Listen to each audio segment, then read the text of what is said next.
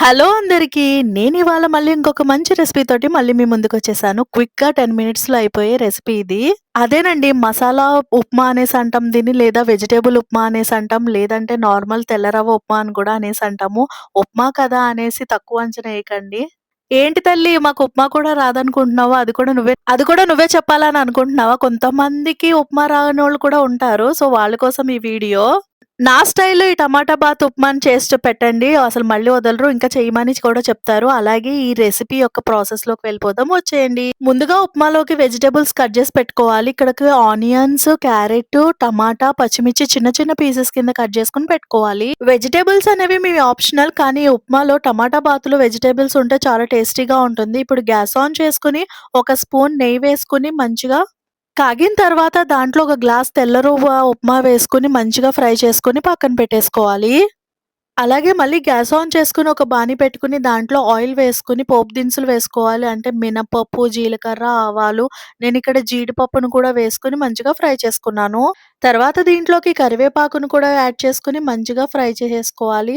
తర్వాత మనం ముందుగానే కట్ చేసి పెట్టుకున్న ఆనియన్స్, టమాటా, క్యారెట్, పచ్చిమిర్చి, వెజిటబుల్స్ అన్నిటిని కూడా వేసేసుకొని ఒకసారి మంచి మిక్స్ ఇచ్చేసి బాగా ఫ్రై చేసేసుకోవాలి. గ్యాస్ అనేది హై ఫ్లేమ్‌లో పెట్టుకొని మంచిగా మిక్స్ చేసేసుకోవాలి. త్వరగా వేగిపోతాయి వెజ్జీస్ అన్నీ కూడా. సరే గాని ఉప్మా రవ్వని తెల్ల రవ్వ అంటారా మీరు? బొంబాయి రవ్వ అని అంటారా? లేదా సూజీ రవ్వ అంటారా? మేమైతే తెల్ల రవ్వ అనేసి అంటాము. తర్వాత దీంట్లోకి మీ టేస్ట్‌కి తగినంత సాల్ట్ కూడా యాడ్ చేసుకొని మంచిగా మిక్స్ ఇచ్చుకోండి. తర్వాత దీంట్లోకి ఒక హాఫ్ టీ స్పూన్ అల్లం వెల్లుల్లిపాయ పేస్ట్, అలాగే చిటికెడంత పసుపు కూడా యాడ్ చేసుకోవాలి. తర్వాత దీంట్లోకి హాఫ్ టీ స్పూన్ ధనియాల పౌడర్‌ని కూడా యాడ్ చేసేసుకోవాలి. యాడ్ చేసుకున్న తర్వాత ఒకసారి మంచిగా బాగా మిక్స్ అయిపోయిన తర్వాత దీన్ని గ్యాస్ సిమ్‌లో పెట్టుకొని ఇప్పుడు దీంట్లోకి వాటర్‌ని యాడ్ చేసేసుకోవాలి. వాటర్‌కొచ్చేసేటప్పటికి ఏ గ్లాస్‌తో అయితే మనం ఉప్మా రవ్వ తీసుకున్నామో ఆ గ్లాస్‌తో 3 గ్లాసులు వాటర్ ఏసేసుకుంటే సరిపోతుంది. అంటే ఇది మీ ఆప్షనల్.